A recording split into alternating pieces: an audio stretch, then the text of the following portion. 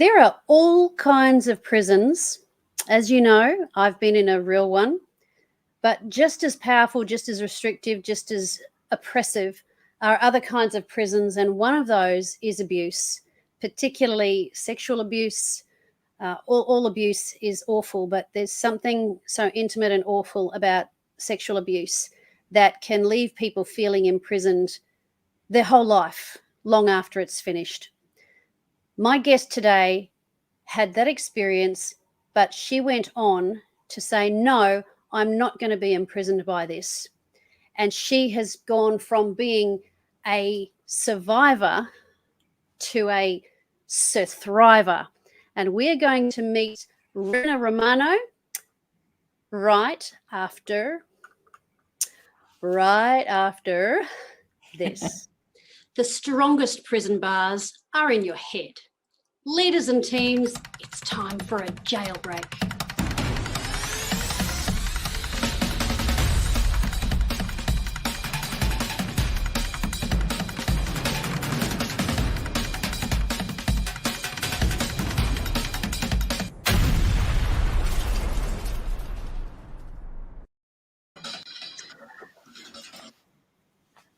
Rena Romano, welcome to Trish TV.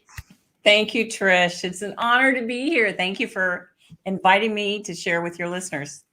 Oh, I so appreciate your willingness to share your story, because I know that, when something is hard to talk about and it's something that has been a thing that you've in yourself, you feel like it's a secret and it's shameful and it's so hard to hear someone else share their experience.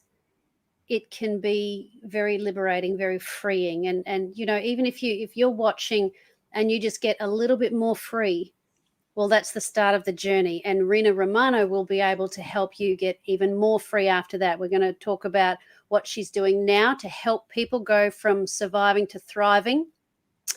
But to start with, I would really love to hear, Rena, I'd love to hear your story. And as you're listening, folks, please like, share, subscribe. If there's someone in your world who has suffered with this, please quickly share the link wherever you're watching it now. Share the link with them, or if you're listening to the podcast later on after the live broadcast, then please keep it and share it, because it's something that can really help people. So Rena, please tell us about your story. Trish, again, thank you. Thank you for having me on and allowing me to share on this platform to your audience. I am a Sur-Thriver of incest and sexual assault. And I trademark the word Sur-Thriver because I'm not ashamed of my past any longer. But it took me a long time to get here because I was held in prison of secrets and shame. I was held in my own prison of what happened to me. But now as a Sur-Thriver, I am sharing my story, and I'm an advocate. And I also speak at the Florida. I live in the United States, Florida, Tampa. And I do a lot of advocacy work for survivors. So was able to share my story on the Oprah Winfrey Show, did a TEDx talk. So I've done a lot of things, a lot of work, and it's my purpose and passion. Oh, that's so great. That's just so great. Now, you don't need to go into details, of course, but just give us some context of your childhood and that how that was for you. Absolutely. Yeah, I don't like to go into details because I don't know who's listening, and I don't want to trigger another survivor. Sure. And it's not necessary to share the dirty details to give people an idea of what happened. But I was 4 years old when it started. It happened for almost 2 decades. And it was a family member, an older brother, and my family didn't know anything about it. I hid it. He hid it. At 4 years old, I had no language for what was happening to me. I just thought I idolized my brother, and I thought he loved me, but I had no idea what was happening. And, perpetrators groom their victims. And even though it didn't feel right, I thought this person loves me, so it must be okay. Now we know it's not. And even I felt it in my soul and my core that it wasn't okay. But it's taken a lot of years to get here, and I'm okay. I'm okay now. And when I finally shared my story with my mother, she was shocked. She thought that he was our protector, but Oh, of course he hid his secrets well too. Yeah, wow. How much older than you was he? he was 11 years older, so he was 15 and I was 4 when it started. Yeah. Yes, yes. Okay. And how did that go with the family when it came out? When it came out, well, I was 34 when I finally called a crisis center to get help because I was suicidal. I was so ashamed of my past and what happened to me. And this was 30 years ago. I'm giving away my age, but I don't care with that. Um, I was so ashamed, and watching Oprah Winfrey and other shows talk, they started talking about child sexual abuse and perpetrators and incest and rape, and it was coming on TV a lot. Mm, mm, And I noticed that the people who were on the Oprah Winfrey Show were talking about what happened to them and how they were able to forgive, and now they're leading happy, healthy lives. And here I was suicidal, and I'm like, no, I want to be happy too. I don't want to die. But so I reached out for help, and when I finally told my family, my mother and my other siblings, they're like, we knew he was a bad person, but we didn't know he was so evil. it's yeah, it's It's it's hard to find difficult. words. Yeah, and the sense of betrayal because it's Ugh. you're supposed to be someone who is your protector and your family. My Um, mother trusted mm, him.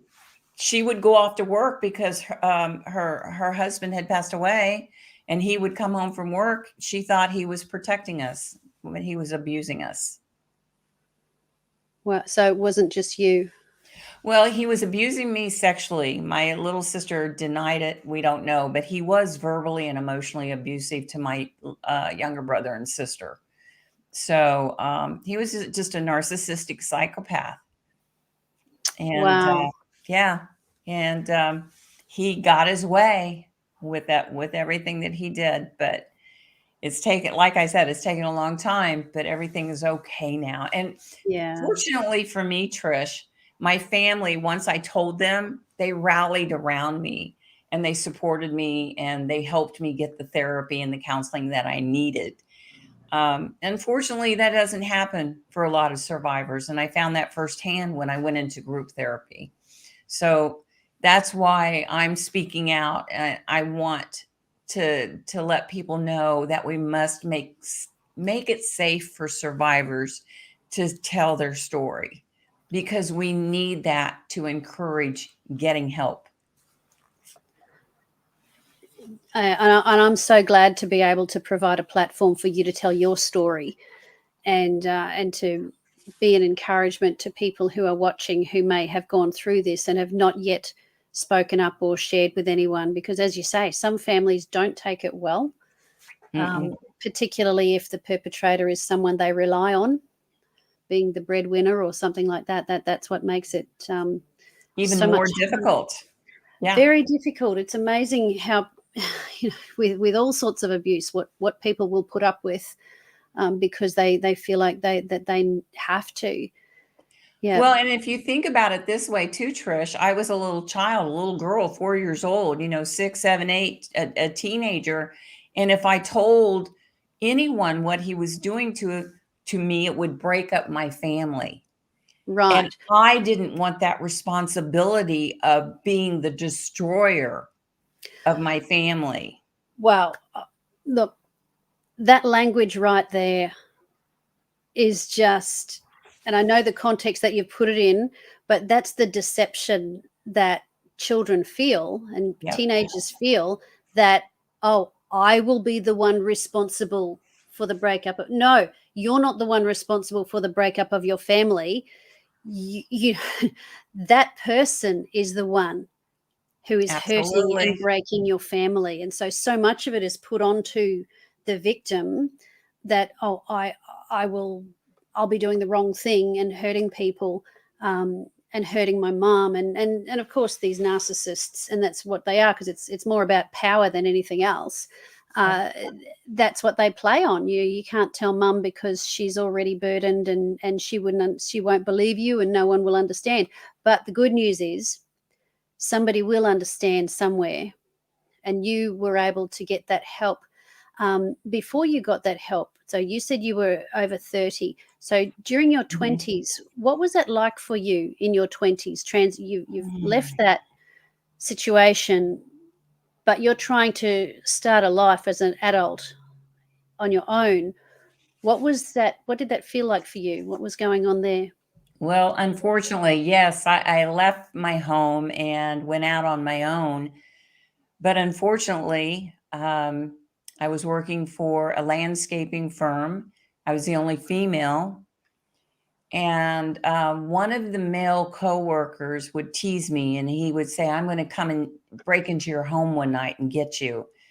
And I didn't really believe that he would do it, because he was married and he had 2 young daughters. And I thought maybe he was just bullying me. And, my self-worth and self-esteem at that point was non-existent. But I didn't think he would do it. But one night he did. He broke into my home after the middle of the night, and he raped me in my own bed. And the next day I couldn't go to my boss and tell him what happened, because he was sexually harassing me. So the perpetrators know when a victim is ready to be eaten, because I had no self-worth. After what I had gone through as a child, my self-esteem, my confidence, my self-worth. So I had 2 men at this job. I had to go to work the next day because I was paying my own bills. But I shortly right after that found another job and quit to get away from that, obviously. But I know that you're going to ask, did you go to the police? And no, because a friend of mine had been raped 2 or 3 months prior to that, and she had gone to the police. This was 30 years ago or so. And they blamed her. And what were you wearing? What were you doing? Well, I was asleep in my bed in my own home, the one place where you should feel safe. And it happened again. And after that, it was just self-abuse. It was just downhill. And I finally reached out for help. Wow, I just need to sit. I know it's I'm yeah. so sorry that happened to you. Oh, I'm my okay, goodness. honey. I'm okay. I know you are now, but I just look. It's hard to hear. It's hard to hear. It's hard to live through. But this Look, is what I want survivors to know. That's exactly right. And that you can live through it. You can. And so the transition that what was the catalyst that got you to go and find some help, and where did you find it? Oh, I was unhappy. I was 34. All of my girlfriends were getting married. Of course, I kept dating abusive men because I didn't know any better. And I couldn't figure out, why can't I find a good man? Well, I didn't feel worthy enough to date a good, nice man. So I kept finding the bad guy, the abusive man, because that's what I felt I deserved, what I was worth. So I kept dating those type of men. But then I started watching Oprah Winfrey and her show, and she was having guests come on and talk about their child abuse, their rape, and how they have gone from victim to survivor and Sur-Thriver, and how they were able to forgive. And then watching Oprah, she's a survivor of rape and incest. Yeah. And now look at her. So watching her, I'm like, maybe this is affecting my life more than I think. And if she can be happy and prosperous and productive and happy and healthy, I can be too. Wow.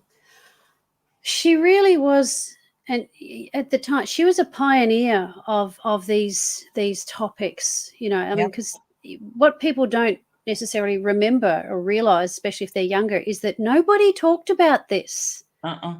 before then. Nobody did. It was just too hard. And she didn't just have guests on, she shared her own story of vulnerability. And you know, that's just so helpful. It puts me in mind, there's a minister called Joyce Meyer who had a I similar love her. upbringing. And you know, she's brought so much healing to Mhm. people who've suffered, and as has Oprah, even though Oprah focuses more broadly on other things as well.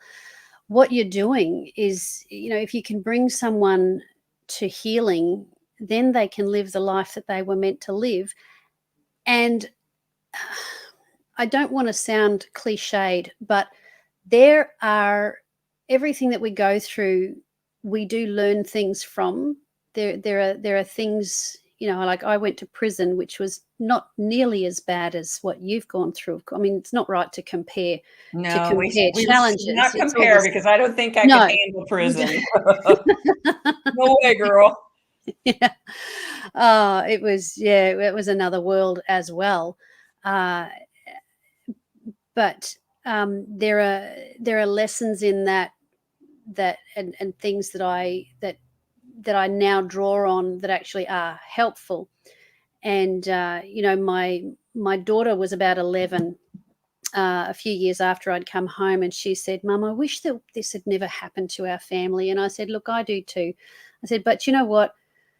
If nothing ever happens, if you don't have anything go wrong that's bad for you, I'm not saying it's good, but if you don't have anything go wrong, how much comfort could you be to your friends at school?" I said, "You'll have little girls at school who maybe don't have enough lunch, or Hmm. maybe their daddy doesn't live at home with their family anymore and they're desperately lonely for him, or maybe somebody is touching them in a way that they're not supposed to."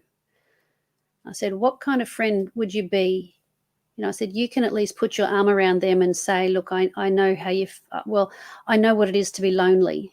And you Mm. can bring comfort to them. And that's the human experience. Doesn't make it Yes. good, but we can make, and that helped. She was 11, and she did understand the good touching, bad touching, and that these Good. things go on. Um, but, you know, that compassion that we can feel, we don't have it. It's hard to be compassionate if you've never felt pain. Absolutely. And have that empathy for others.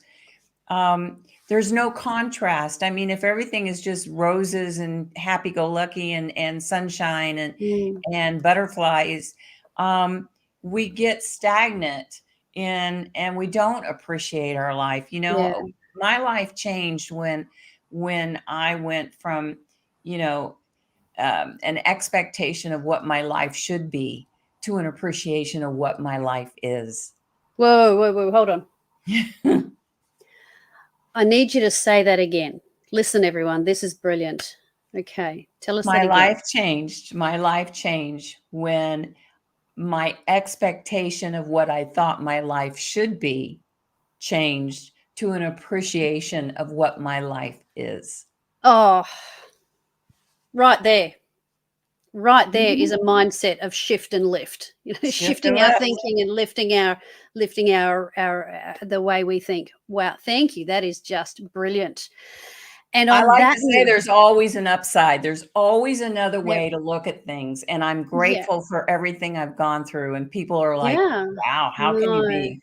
I yeah, and can't that's, change it.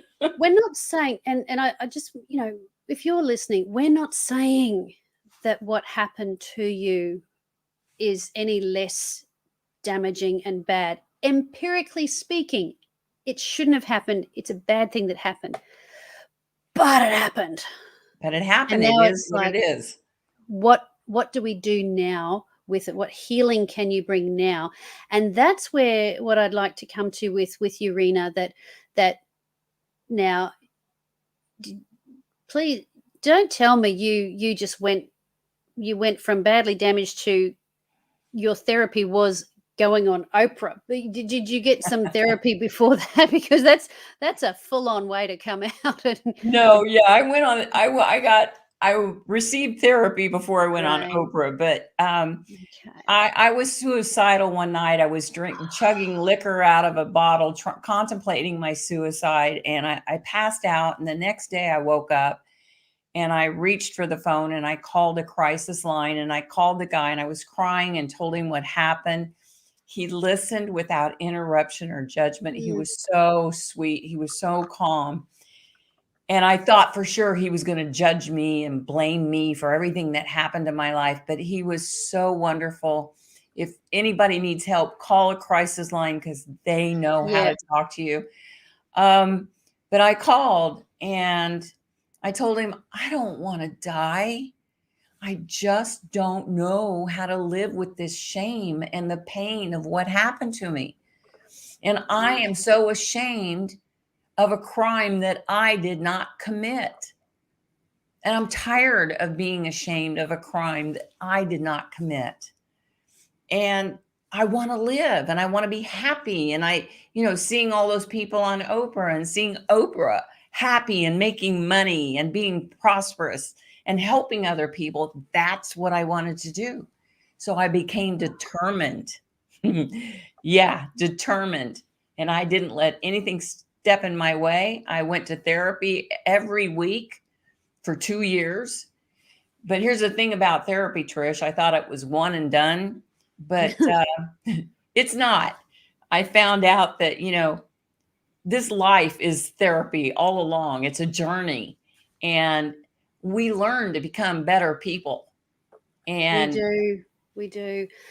That's just brilliant. Now, what I want to do, I'm going to put wherever you are in America, I don't know what your local crisis centre is, but Lifeline Australia is 13 11 14 if you are feeling suicidal or you need to talk to someone about what you're going through. Lifeline Australia is 13 11 14. I wanted to make sure that was there. And in the US, you may need to Google that. I think the states they can call 911. Most local areas have a 911. Great. Or a 211 is for crisis centers. If they don't have a 211, they can dial 911. Excellent. Oh, good. Well, that's what you Americans can do, or it's someone else who might be in another country. So now we have got about 7 or 8 minutes left, and I want to make sure I go on to what you're doing now. And you have told us what compelled you to go. Well, what did compel you to go on Oprah? It was that you tell us that. I wanted to tell my hero, my mentor, that she saved my life.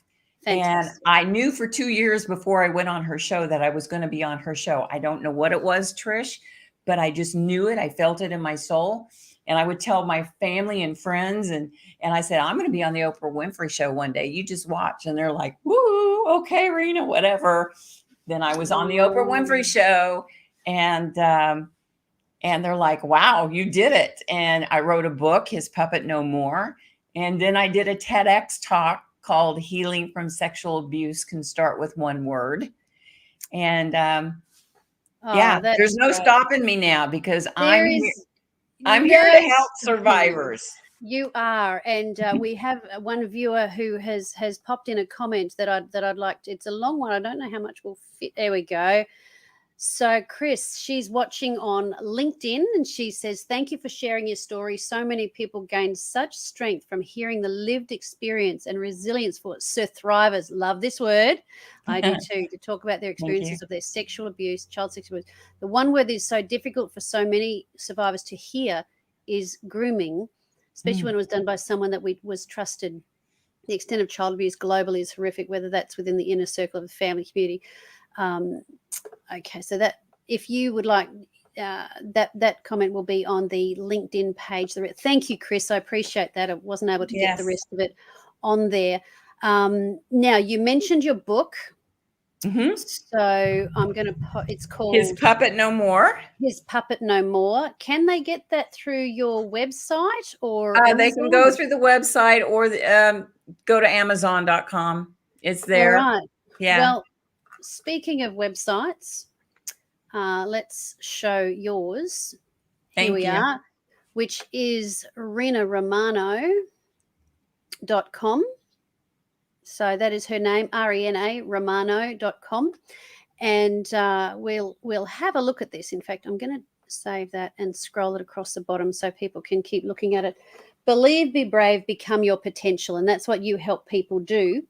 Now, you have also got, I want to let people know, you've got 52 weeks of transformational affirmations. They can sign up and have you deliver to them in their inbox those transformational affirmations. I know very much our self-talk in our head does need to be good and helpful, because if we hear the chatter in our head when we don't like ourselves, we would never speak to a friend the way we speak to ourselves. Absolutely. So, we don't speak to our best friend that way. Not if a you chance. do, it's not your best friend. No, and you're not being a good friend. So, and you have master classes and you're a speaker. And I want to give a shout out to the Sur-Optimist International Clubs. And I know there's one in Tampa, which is your town. I'm sure that you would love to have Rena come along and share and look at the projects, because Sur-Optimist International does projects to help women and girls locally and around the world to empower them. And abuse is something that is very important to us to deal with and eradicate. And so you're a speaker, and those things, you've got mentoring calls, and you've got plenty of TEDx. You've done some TEDx talks. So if you look up Rena Romano and TEDx, you will find her TED talk. You will be able to do that, to have a look at that too. So, and I have to tell you, I've received thank yous from survivors in Australia. I was so shocked. I've had several reach out to me and say, thank you. Your talk helped me. A fellow in Scotland said I was suicidal and I watched your talk, and now he's in counseling. So I'm just like, you never know who you're going to impact or what life you can change. No, that's right. So you have a podcast that people can listen to, which is great. Yep. And you have a blog. Yep. I just started my blog. So you started your blog. That's good. So people can get in touch with you. They can, and I just wanted to make sure I click on your store so that you have your book, His Puppet No More, a memoir, and not just the story, but you have a Thrive journal.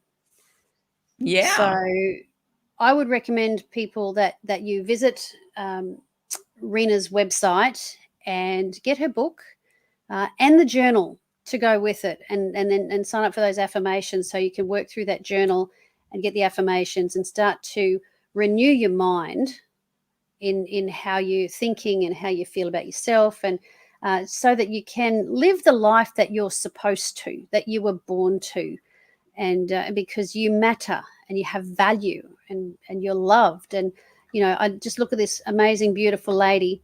I'm going to get my mouse was on the other screen. I'm thinking I can see it there, but it was actually the reflection of the other one.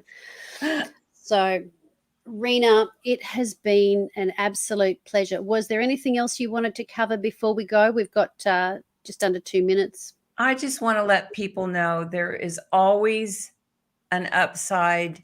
There is an endless positive possibility to your potential after trauma. Never give up. Stay determined, because if I can make it, if Oprah can make it, there are millions of us out there that just don't give up. Get help, get healed, get happy. Oh, so go. You don't just have to be a survivor. You can be a Sur-Thriver. Rena Romano, I have absolutely loved having you on our program. Thank you. Thank you, Trish.